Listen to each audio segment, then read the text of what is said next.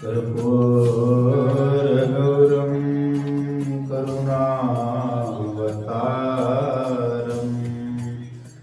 संसारसारं भुजगेन्द्रहारं सदा वसन्तं हृदयारविन्दे भवं भवानि सहितं नमामि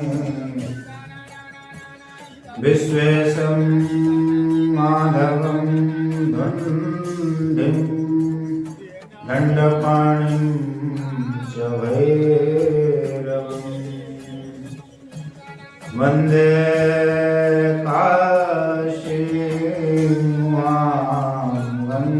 गङ्गां भवानीं मणिकर्णिकां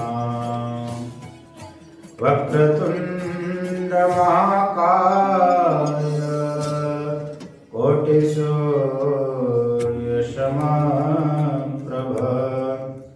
निर्विघ्नं कुरु मे देव सर्वकार्येषु सर्वदा। भगवान देवादिदेव महादेव की महती कृपा से, भगवान राधा वल्लभ की अनंत करुणा कृपा से, गुरुदेव भगवान की महती कृपा से,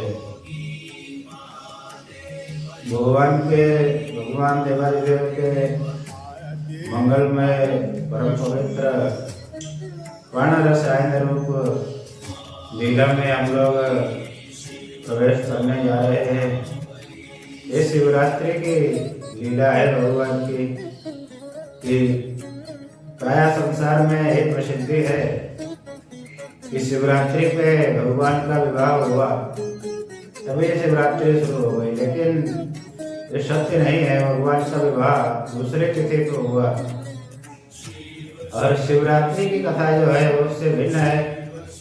ये भगवान ब्रह्मदेव और भगवान नारायण के कला के बाद जो उन्होंने भगवान शिव की पूजा की, तब शिवरात्रि उस तिथि को ही भगवान ने शिवरात्रि का नाम दे दिया।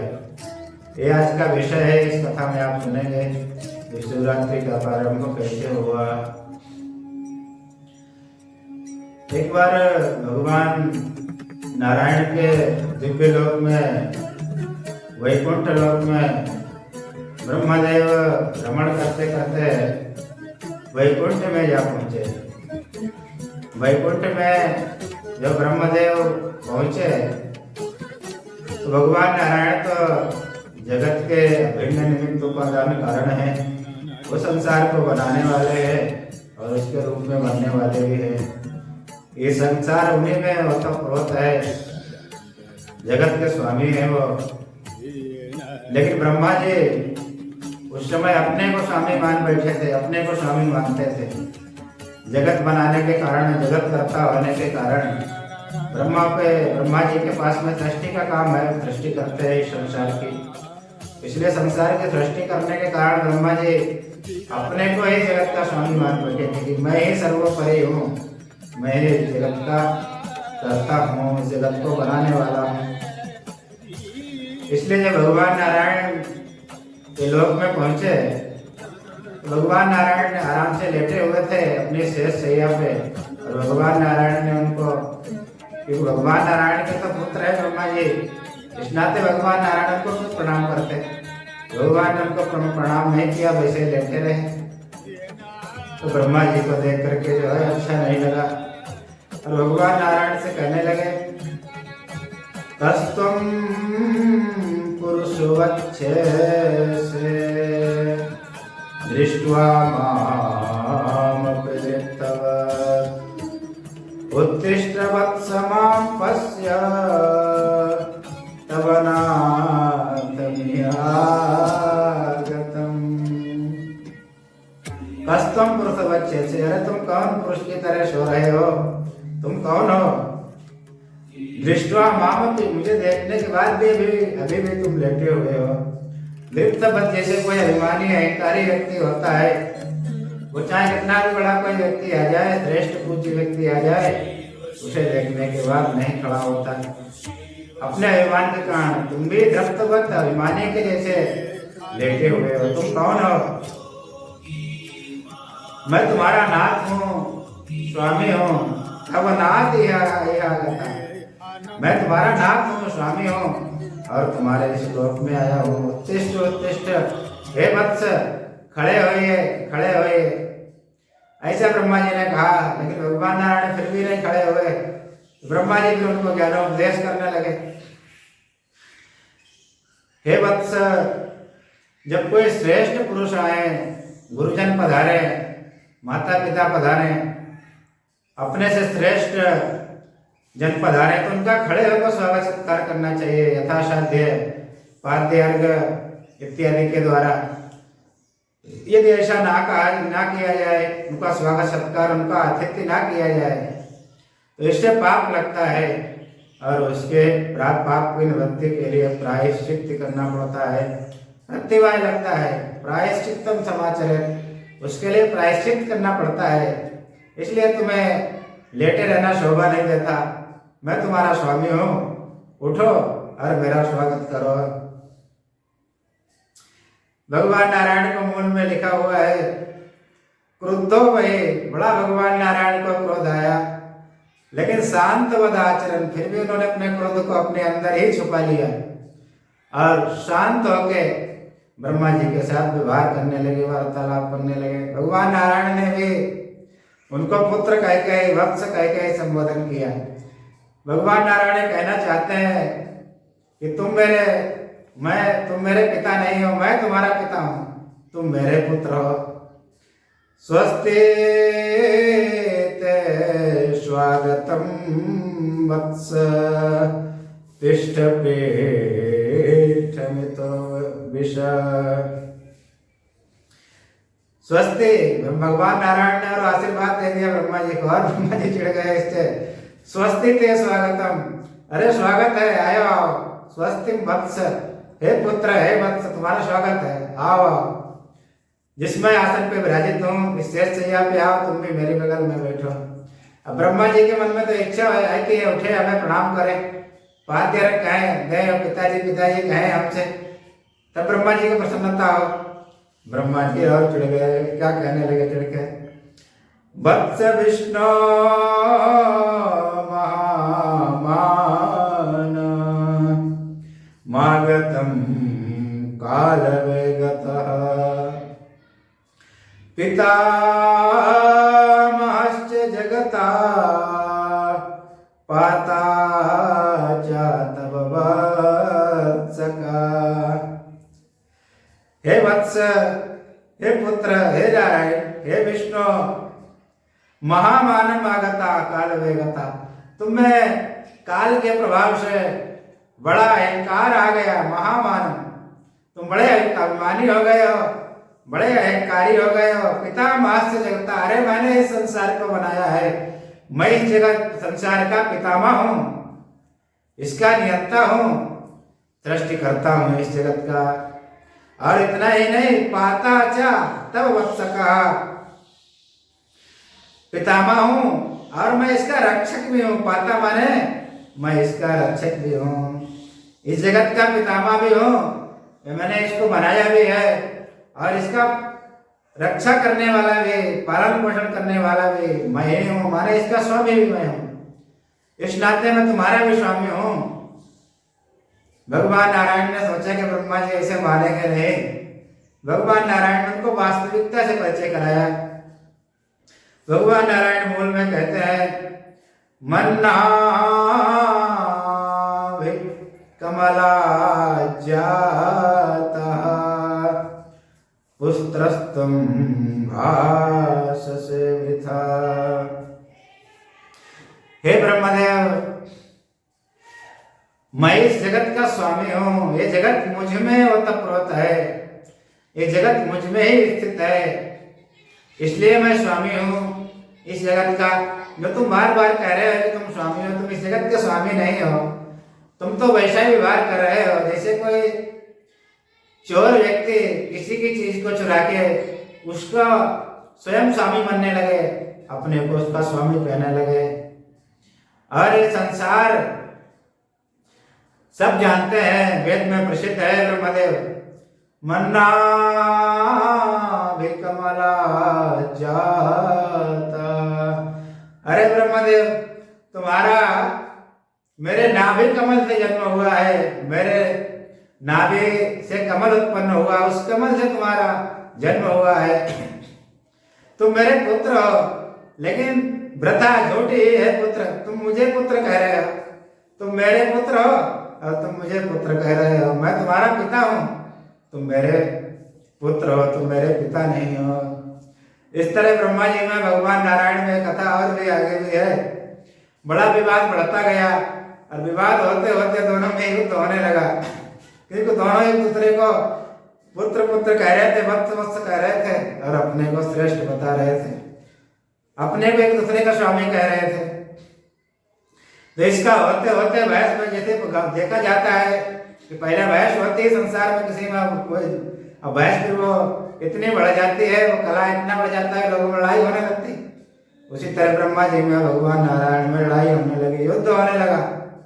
बड़ा भयंकर युद्ध हुआ, बड़े तीखे अस्त्र शस्त्रों के एक दूसरे को दोनों प्रयोग किया, लेकिन जब देखा कि दूसरे को नहीं जीत सकेंगे इस तरह से, तो भगवान नारायण ने माहेश्वर अस्त्र भगवान शिव का उठा लिया ब्रह्मा जी को मारने के लिए।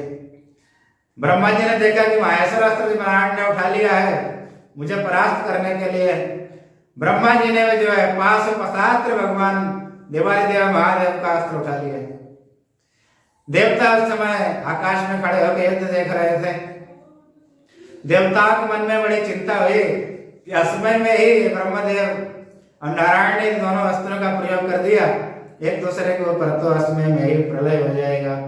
क्योंकि जब ये दोनों अस्त्र टकराएंगे तो इतनी ऊर्जा पैदा होगी, इतनी शक्ति पैदा होगी, इतना तेज पैदा होगा, इस ब्रह्मांड में कुछ बचेगा ये नहीं है, समूचा ब्रह्मांड जल के नष्ट हो जाएगा, भस्म हो जाएगा। ब्रह्मा देवताओं को कोई उपाय समझ में नहीं आया। उन्होंने सोचा कि अगर इनको समझाएंगे तो मानेंगे नहीं, छोटे की बात कौन मानने लगा। तो बेचारे दौड़ करके जो है कैलाश में भागे। कैलाश में पहुंचे जो है भगवान देवादिदेव महादेव से प्रार्थना किया। कैलाश में जाके युद्ध का सारा समाचार भगवान देवादिदेव को बताया। भगवान ने कहा चिंता मत करो, मैं इसका उपाय करता हूँ तत्काल। और भगवान देवादिदेव ने कहा कि आप लोग पधारो, मैं आता है युद्ध में। भगवान ने अपने गणों को भी तुरंत आज्ञा दी कि युद्ध में पधारे आप अस्त्र शस्त्रों को लेके। सारे भगवान के गण नंदी भृंगी इत्यादि जितने भी चंडादि गण थे वो सब पधारे। भगवान देवादिदेव भी उस युद्ध में पधारे। लेकिन ब्रह्मदेव और नारायण अस्त्र को छोड़ने ही जा रहे थे एक दूसरे के ऊपर तुरंत ही। उसी समय भगवान देवादिदेव ने ज्योतिर्लिंग के रूप में अवतार ले लिया। वो ज्योतिर्लिंग एक आदि ज्योतिर्लिंग है। इतना बड़ा ज्योतिर्लिंग था कि उसका जब भगवान नारायण ने उसके ऊपर की तरफ देखा तो उसका आदि जो भाग था उन्हें माने आदि भाग को वो ना देख सके, इतना वो बड़ा था। जब ना ब्रह्मदेव ने नीचे की तरफ देखा कि इसका अंत कहाँ है, अंत देखा जाए आदि नहीं दिखाई दे रहा है, उन्हें अंत भी नहीं दिखाई दिया। दोनों में जो है बहस। अब वो तो जैसे संसार में देखा जाता है कि अगर दो लोगों में लड़ाई हो रही हो आपस में, तो उनमें कोई तीसरा व्यक्ति बड़ा व्यक्ति कोई बीच में आ जाए तो लड़ाई अपनी भूल जाते हैं। तो ये दोनों लोग अपनी लड़ाई तो भूल गए, उस समय उस ज्योतिर्लिंग को ही देखने लगे। वो जलती हुई अग्नि के समान तेज रूप था कि इतना बड़ा ज्योतिर्लिंग कैसे प्रकट हो गया, ये क्या है। उसे जान ही नहीं सके कि क्या प्रकट हो गया मेरे बीच में। उस समय एक आकाशवाणी हुई इस ज्योतिर्लिंग से कि तुम में जो श्रेष्ठता की बहस लगी हुई है, एक दूसरे को आप दोनों लोग ये कहते हो कि मैं तुम्हारा स्वामी हूं, मैं तुम्हारा स्वामी हूं। इस ज्योतिर्लिंग का जो आदि और अंत देख आएगा, जो देख के पहले आ जाएगा, वो ही जो है दूसरे का स्वामी हो जाएगा। यदि नारायण पहले देख आएंगे इसका आदि अंत, तो ब्रह्मदेव के स्वामी हो जाएंगे। ब्रह्मदेव यदि इसका आदि या अंत देखा है तो ब्रह्मदेव भी नारायण के स्वामी हो जाएंगे। तो दोनों ने क्या किया कि भगवान नारायण ने तो जो है वो शुक्र अवतार माने 12 रूप धारण किया। भगवान नारायण तो नीचे की तरफ गए उसका अंत देखने के लिए। अब ब्रह्मदेव ने जो है हंस का रूप धारण कर लिया। ब्रह्मदेव ऊपर की तरफ देखने की गए कि हम इसका आदि देख करके आएंगे कहां से शुरू हुआ है। भगवान शंकर उस समय वहां पधार चुके हैं। दोनों की लीला देखने लगे। ये देखे आदि अंत देख पाते हैं कि भगवान बहुत हंस रहे थे दोनों की बस कहानी लीला देख करके। भगवान देवाजी देव माता पार्वती के साथ विराजे थे आकाश में। भगवान नारायण तो बहुत अनंत काल तक पाताल की तरफ जाते रहे, नीचे की तरफ जाते रहे, लेकिन बहुत ही माने कई युग बीत गए तब उन्हें पता चला, उनके एक बात अंतःकरण में आई कि ज्योतिर्लिंग अनंत है, इसका अंत नहीं है, अंत नहीं मिलेगा, चलो ऊपर की तरफ ही चला जाए। भगवान नारायण तो थके चले आए हार करके। ब्रह्मा जी आदि देखने के लिए जा रहे थे। ब्रह्मा जी भी उड़ उड़ के थक गए बहुत, जब आदि नहीं दिखाई दिया। भगवान शंकर ने जब दोनों की इस लीला को देखा, इस चेष्टा को देखा, तो बड़ी हंसी आई है। भगवान शंकर का सर हला उस समय, हंसने में व्यक्ति की तरह हिलने लगता है, जोर से हंसे कोई था। भगवान शंकर ने केतकी पुष्प, जिसे केवड़ा कहते हैं आजकल की भाषा में, अपनी जटाओं में उसको सजाया हुआ था। श्रृंगार करने के बाद भगवान का जब सर हिला तो केतकी पुष्प वहीं से गिरा, भगवान सर से। मूल में शिव पुराण में लिखा है कि केतकी पुष्प जब गिरा तो शिवलिंग के बीचों बीच से गिरा था। केतकी को गिरते हुए ब्रह्मा जी ने देखा तो ब्रह्मा जी के दिमाग में एक आइडिया आ गया, एक तरकीब आ गई कि बड़ा अच्छा उपाय मिल गया। क्या गए केतकी के सामने, तुरंत हाथ जोड़ा और पुष्पराज कहकर संबोधित किया। कहते हे पुष्पराज, हमें और नारायण में स्पर्धा लगी हुई है आदि और अंत देखने का। हमने भी इसका आदि नहीं देख पाया, इसका मतलब नारायण ने भी इसका अंत नहीं देख पाया होगा। लेकिन तुम्हें एक काम करना है मेरा, हे मित्र, आपत्ति के काल में झूठ बोलना प्रशस्त माना गया है, इसमें पाप नहीं लगता। ब्रह्मा जी ने यहाँ मूल में ये भी लिखा कि साष्टांग दंडवत भी किया पुष्प को, जबकि ब्रह्मा जी को नहीं करना चाहिए केतकी जी, क्योंकि ब्रह्मा जी ने ही बनाया है, उसको सृष्टि की है। पिता माने पुत्र के प्रणाम करेगा, लेकिन यहाँ एक ब्रह्मा जी की चेष्टा से एक वेद का ज्ञान उद्धृत किया जा रहा है कि ये व्यक्ति का स्वार्थ होता है, ये व्यक्ति स्वार्थ में अंधा हो जाता है, लोभ में अंधा हो जाता है, तो वो सब कुछ भूल जाता है कि क्या धर्म है, क्या धर्म है, क्या कर्तव्य है, क्या कर्तव्य है। ब्रह्मा जी अपने लोभ के कारण, अपने स्वार्थ के कारण पुष्प को प्रणाम करने लगे, जबकि नहीं करना चाहिए, परंपरा विरुद्ध है। और कहा कि तुम्हें इतना ही करना है कि जब मैं नारायण को बताऊंगा इस आदि में इसका आदि देखा जाऊं, तो बस तुम्हें मेरी हाँ में हाँ मिला देनी है केतकी। तुम्हें कह देना ये ठीक कह रहे हैं, इसका आदि देख आए हैं, बस तुम्हें इतना कहना है। केतकी तुम मेरे मित्र हो। केतकी को भी ब्रह्मा जी ने प्रलोभन दिया। केतकी मान गया, ठीक है आप कहते हैं तो मैं कह दूंगा, मुझे क्या लगता है कहने में। ब्रह्मा जी लौट आए। भगवान नारायण थके मारे बैठे हुए थे ज्योतिर्लिंग के पास में, जब देखा ब्रह्मदेव को, ब्रह्मा जी देख के ब्रह्मदेव मुस्कुराने लगे। भगवान नारायण को देख के ब्रह्मा जी मुस्कुराए और पूछा, कहो नारायण देखा है अंत? भगवान नारायण ने कहा, नहीं हम तो नहीं देख पाए, तुम बताओ तुम आदि देखा है क्या? ब्रह्मा जी ने कहा, हाँ हाँ मैं आदि ही देख करके आ रहा हूं, अभी अभी तत्काल। भगवान नारायण ने कहा, इसका प्रमाण क्या है कि आप आदि देख करके आए? ब्रह्मा जी ने केतकी की तरफ इशारा किया। ये जो केतकी पुष्प है, ये इसके ऊपर श्रृंगार कराया गया था, पूजा की गई थी, मैं इसे इसके ऊपर से लेके आया हूं, यही इसका प्रमाण है। केतकी ने भी ब्रह्मा जी के यहाँ में हाँ मिला दिया कि हाँ ब्रह्मदेव ठीक कहते हैं, इसका आदि देखा है इस ज्योतिर्लिंग का, और मैं इसके ऊपर स्थित था, मुझे लेके आए हैं। ब्रह्मदेव तो बाजी जीत गए थे, इसलिए बड़े मुस्कुराए। नारायण भगवान ने कहा, ठीक है ब्रह्मदेव, आप श्रेष्ठ हैं क्योंकि आप इसका आदि देखा है, हमने तो अंत नहीं देख पाया इसका। ठीक है, मैं तुम्हारी पूजा करता हूँ, आप भी श्रेष्ठ हैं। भगवान नारायण ने साष्टांग दंडवत किया ब्रह्मदेव को और षोडशोपचार पूजा भी की। लेकिन भगवान देवादिदेव को बड़ा क्रोध हुआ और डमरू की आवाज आई। भगवान उस ज्योतिर्लिंग से साक्षात प्रकट हो गए। भगवान विश्वनाथ का प्राकट्य हो गया। भगवान विश्वनाथ बड़े क्रोध में थे। भगवान देवादिदेव महादेव क्रोध के मारे उनका मुख कमल लाल लाल रक्त वर्ण का था।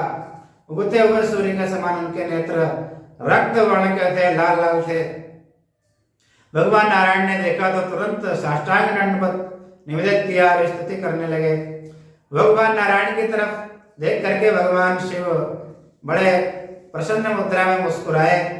लेकिन जब ब्रह्मा जी की तरफ भगवान नारायण की दृष्टि गई, भगवान देवादिदेव महादेव की दृष्टि गई, तो फिर उनको क्रोध आ गया। इतना क्रोध आया कि देखो, इस ब्रह्मा ने जगत का सृष्टि करता होते हुए कितने बड़े पद पे विराजित है, झूठ बोला। झूठ बोलने के कारण भगवान देवादिदेव महादेव को इतना क्रोध आया कि उनके भ्रकुटी के मंत्र से काल भैरव की उत्पत्ति हो गई। भगवान देवादिदेव महादेव ने तुरंत ही काल भैरव को आदेश दिया, मेरी आज्ञा है काल भैरव, इस पंचानन, पहले ब्रह्मा जी के 5 मुख थे सृष्टि के आदि में, इस 5 मुख वाले ब्रह्मा को इसको पूजा कराने की बड़ी लालसा है, इसे श्रेष्ठ बनने की। पहनाई हुई तलवार के द्वारा, पहनाए हुए खड़ग के द्वारा इस ब्रह्मा की पूजा करो, ये मेरी आज्ञा है। अब तलवार के द्वारा कैसे पूजा की जाएगी? ब्रह्मा तुरंत ही काल भैरव ने दौड़ के ब्रह्मा जी के बाल पकड़ लिए और पकड़ के खींचने लगे, घसीटने लगे ब्रह्मदेव को। एक सर जिससे उन्होंने झूठ बोला था, तुरंत ही काल भैरव ने उस सर का उनके शरीर से विभक्त कर दिया, काट डाला उस सर को। अब ब्रह्मा जी को मारने के लिए काल भैरव दौड़े लेके तलवार। भगवान नारायण ने तुरंत बड़े दीन होते हुए, बड़े करुणा परायण होते हुए, बड़े दैन्यता पूर्वक भगवान देवादिदेव की स्तुति की और कहा कि हम दोनों आपसे ही उत्पन्न हुए हैं, हे देवादिदेव, ये जगत के सृष्टिकर्ता पद पे आपने इनको नियुक्त किया है, आप कृपा करें, इनका वध ना करें, इनका वध ना कराएं काल भैरव के द्वारा। हे देवादिदेव, हे महादेव, हे विश्वनाथ, कृपा कीजिए, कृपा कीजिए। मूल में तो यहाँ तक लिखा है कि भगवान नारायण रोने लगे, ऐसा कहते हैं।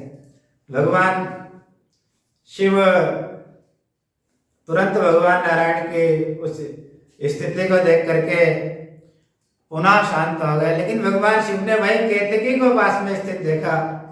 अब भगवान को केतकी इतना प्रिय था कि अपने वो जटाओं में उसे धारण करते थे श्रृंगार करने पर। लेकिन जब केतकी को देखा तो बड़ा क्रोध आया भगवान देवादिदेव महादेव को। भगवान ने केतकी को भी क्रोध करते हुए कहा कि तू मुझे बड़ा प्रिय था केतकी, लेकिन तूने वेद की मर्यादा को भंग किया है झूठ बोल करके, क्योंकि झूठ के समान कोई दूसरा पाप नहीं है और सत्य के समान दूसरा कोई पुण्य नहीं है, दूसरा कोई धर्म नहीं है। सत्य न धर्म न दूसरा सत्य समाना, बाबा तुलसीदास जी ने अपने मानस में लिखा। तुमने झूठ बोल करके बड़ा पाप किया है, इसलिए मैं तुम्हारा त्याग करता हूँ केतकी। आज से तुम मेरे पूजा में नहीं चढ़ाए जाओगे, मैं तुम्हें धारण नहीं करूंगा, मैं तुम्हारा आज से कोई सत्कार नहीं करूंगा, मैं तुम्हारा त्याग करता हूं, तुमने झूठ बोला। और ब्रह्मा जी से भी कहा, अरे सठ, तूने सठता का व्यवहार किया, मूर्ख दुष्ट ब्रह्मा, पूजा कराने के लिए तूने नारायण से झूठ बोला। आज से मैं नियम बनाता हूं, कहीं भी तेरी पूजा नहीं की जाएगी।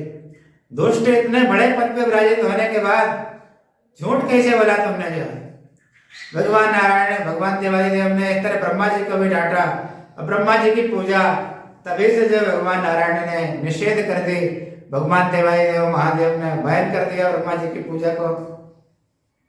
ब्रह्मा जी ने यहाँ बड़ी सुंदर स्तुति हुई कि भगवान नारायण ने कहा भगवान देवादिदेव तो आशुतोष है, उनका नाम ही आशुतोष है। आशुतोष का मतलब होता है आशु माने शीघ्रम, तोष माने तुष्यति, जो अत्यंत शीघ्र ही प्रसन्न हो जाते हैं उन्हें आशुतोष कहते हैं। भोले बाबा है भगवान। फिर दोबारा से ब्रह्मदेव पे प्रसन्न हो गए।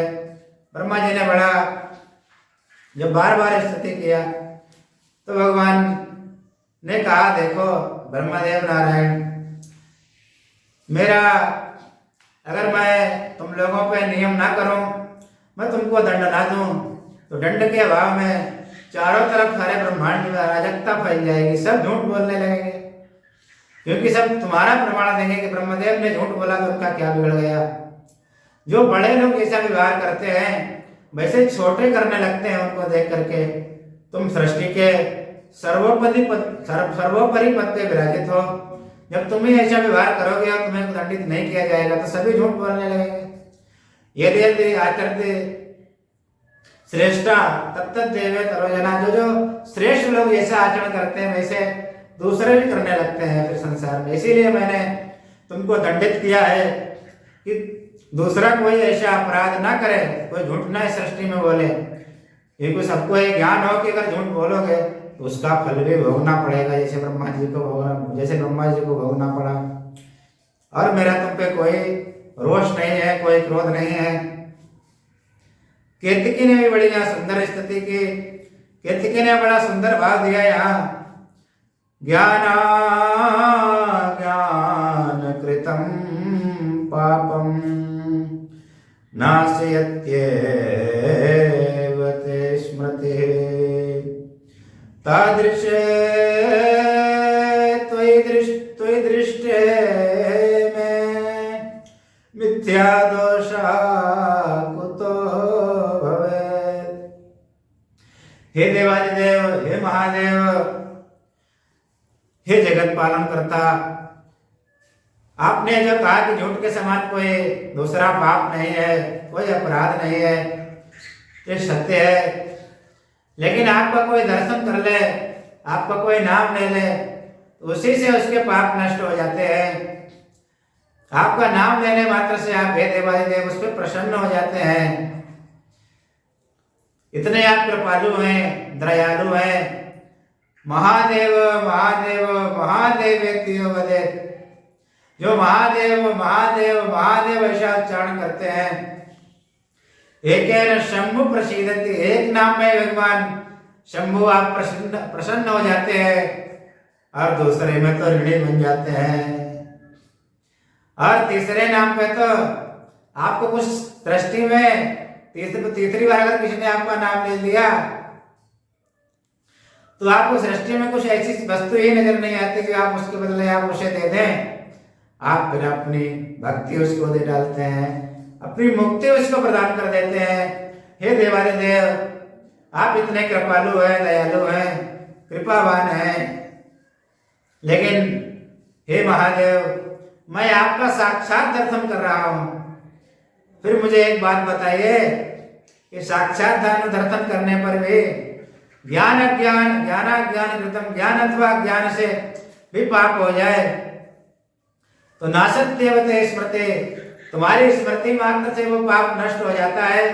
हे देवादिदेव, जब मैं तुम्हारा साक्षात दर्शन कर रहा हूँ हे महादेव, तब मेरे पाप कैसे नष्ट नहीं होगा। हे दयालु, हे आशुतोष, ये मुझे बताइए। जब ऐसे स्तुति की त्वयि दृष्टि में, मैं तुमको साक्षात आपका दर्शन कर रहा हूँ, तो मिथ्या दोषा को तो आपका फिर जो कह रहे हैं कि आप जो मैं पापी हो गया हूँ, जो झूठ बोलने से वो मिथ्या दोष, वो पाप, वो अधर्म मुझ में कैसे रह सकता है। हे दयालु, हे महादेव, हे देवादिदेव, हे विश्वनाथ, मुझ पे कृपा कीजिए, मुझे त्यागिए नहीं, मैं आपका अत्यंत प्रिय था, कुछ तो मुझ पे कृपा कीजिए। जब इस तरह से स्तुति केतकी ने की तो भगवान ने कह दिया ठीक है, त्वं वै वितान व्याजेन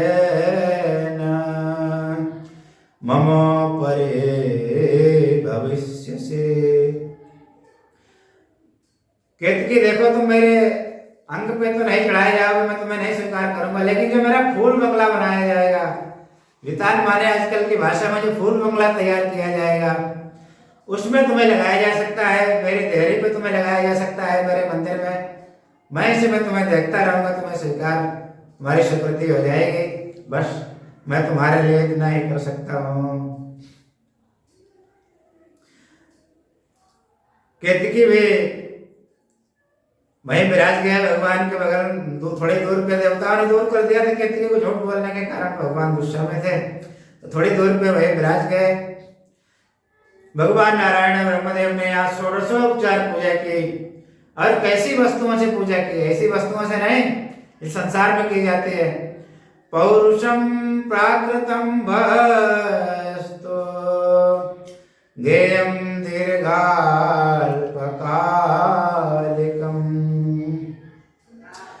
जो प्राकृत वस्तु होती हैं वो तो छोटे छोटे थोड़े ही समय में, माने क्या होता है कि जैसे संसार का फूल क्या है, प्राकृत है, माने संसारी है, अभी चढ़ाओगे 2 घंटे के बाद मुरझा जाएगा, 1 दिन के बाद मुरझा जाएगा।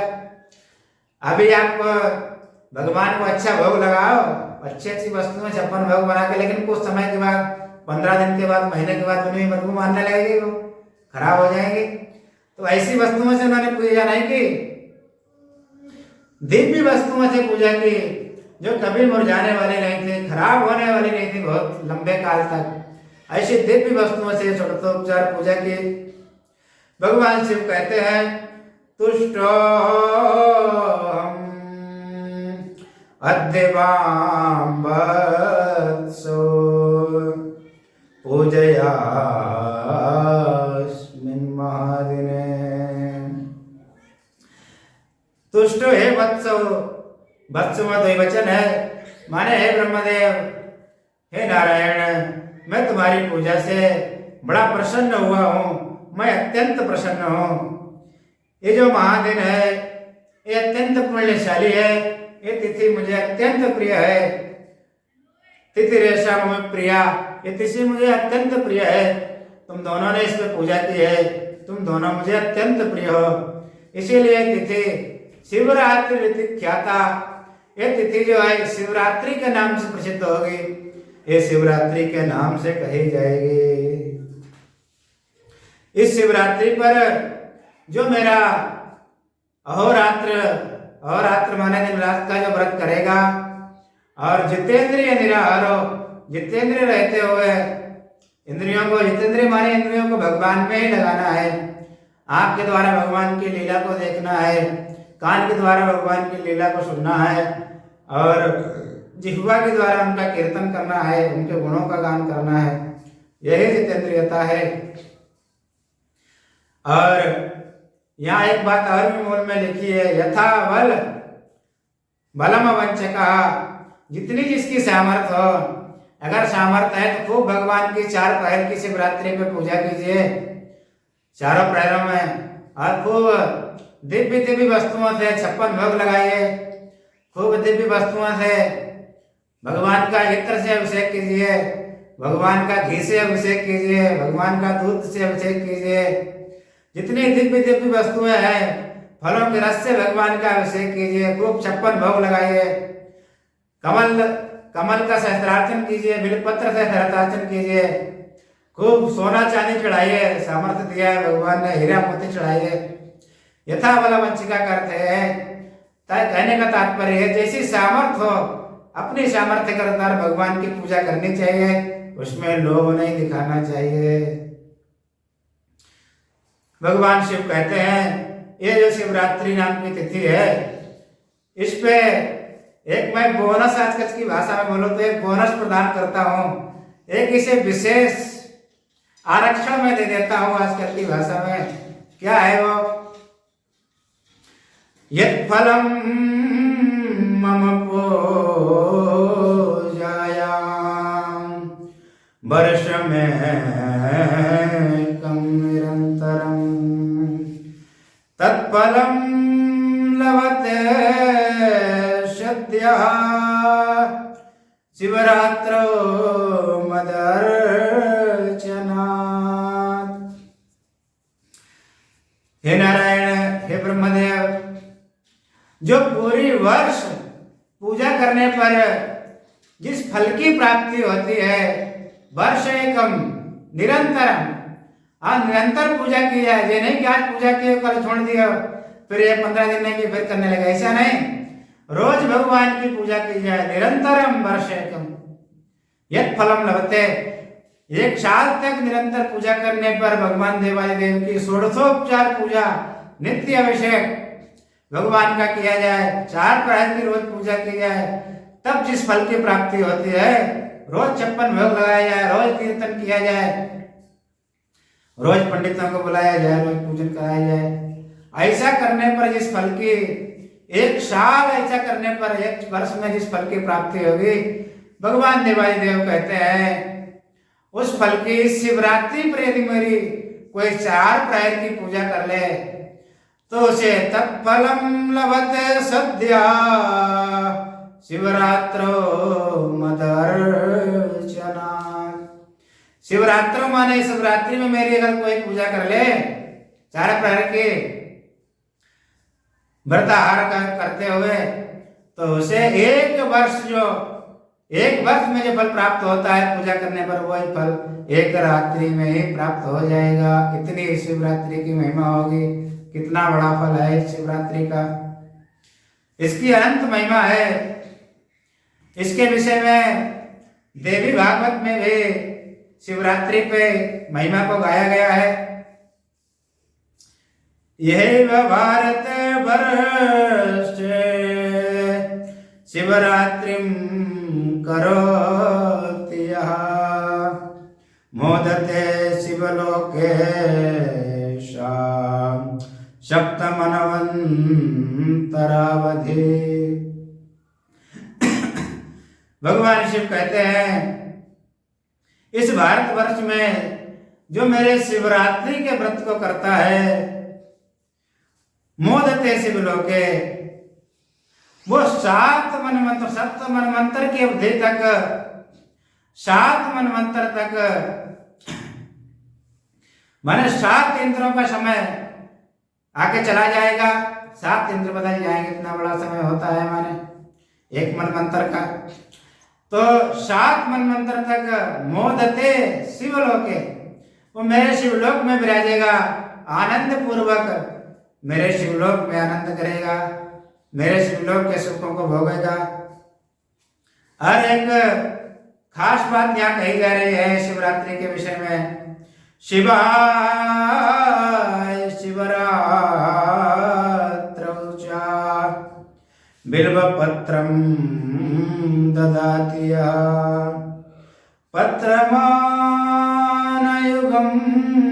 तत्र मोदते शिव मंदिरे। अरे भैया, इस शिवरात्रि पे जो मुझे बिल्व पत्र अर्पण करेगा, बिल्व पत्र की इतनी महिमा है कि यदि मुझे किसी ने एक बिल्व पत्र अर्पण कर दिया तो 1 युग तक वो मेरे शिवलोक में निवास करेगा। शिव मंदिर है। और किसी ने 2 बिल्व पत्र अर्पित कर दिया तो वो 2 युग तक मेरे शिवलोक में निवास करेगा। किसी ने 3 बिल्व पत्र अगर अर्पित कर दिए तो मेरे युग में, मेरे इस शिवलोक में जो बड़े बड़े देवताओं के लिए भी, बड़े बड़े ऋषियों के लिए, बड़े बड़े मुनियों के लिए, बड़े बड़े जपियों के लिए, तपियों के लिए, ज्ञानियों के लिए, बड़े बड़े योगानुष्ठान करने वाले योगियों के लिए भी दुर्लभ है।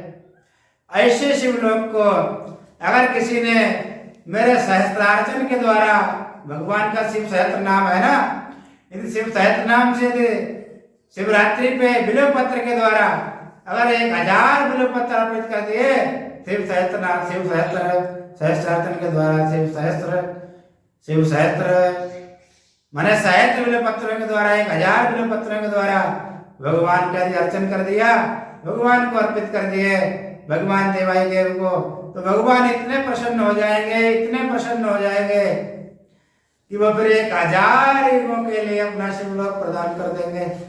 1000 तक शिवलोक, 1000 युगों तक शिवलोक की प्राप्ति हो जाएगी। और उसके बाद जब वह इस संसार में आएगा तो क्योंकि उसकी अभी वासनाएं नष्ट नहीं हुई, इसलिए संसार में जब दोबारा आएगा तो बहुत धनवान होगा, श्रीमान होगा, उसका बहुत बड़ा परिवार होगा, उसके बहुत पुत्र होंगे, बहुत सुंदर पत्नी मिलेगी उसको आज्ञाकारिणी, और बहुत बड़ा भूभाग उसके पास में, भूभाग माने आजकल की भाषा में कहें बहुत बड़ा प्रॉपर्टी उसके पास में होगा, बहुत लंबी उम्र होगी, वो धन धान्य अनंत सुखों से संपन्न रहेगा। और सबसे बड़ी बात यहाँ लिखी हुई है कि उसे शिव भक्तिम लभे ध्रुवम, जो इस मानव जीवन का परम लाभ है, परम फल है, सभी साधनों का जो फल है। बाबा तुलसीदास ने मानस में लिखा हुआ है, जाल साधन वेद बखानी, शब कर फल हरि भगति भवानी। जितने भी साधन इस संसार में वेद ने कहे हैं, उन सभी साधनों का फल क्या है? भक्ति की प्राप्ति होना, भगवान की भक्ति प्राप्त होना। वो भक्ति प्राप्त हो जाएगी। शिव भक्तिम लभे ध्रुवम, ध्रुव माने इसमें संदेह नहीं है, निश्चय ही 100% 100% भगवान की भक्ति प्राप्त हो जाएगी। और जब भगवान का भक्त हो जाएगा, फिर जब इस संसार को छोड़ेगा तो सदा सदा के लिए भगवान के शिवलोक की प्राप्ति हो जाएगी, भगवान के कैलाश की प्राप्ति हो जाएगी, भगवान की नित्य सन्निधि प्राप्त हो जाएगी, भगवान का नित्य दर्शन करेगा। और मोक्ष की इच्छा होगी तो मोक्ष प्राप्त कर लेगा, इस संसार से मुक्त हो जाएगा। इसलिए शिवरात्रि के व्रत को आप लोग अवश्य करें, क्योंकि शिवरात्रि आगे आने वाली है। इसलिए मेरे मन में आया कि शिवरात्रि की महिमा के विषय में थोड़ा बोला जाए, जिससे लोगों को ज्ञान हो। आज की शिव महिमा को, भगवान देवाय देव की महिमा को, इस शिवरात्रि की महिमा को भगवान देवाय देव महादेव के चरणों में, सदगुरुदेव भगवान के चरणों में, माता अन्नपूर्णा भगवती गंगा मैया के चरणों में अर्पित करते हुए अपनी वाणी को यहीं विराम देते हैं। नमः पार्वती।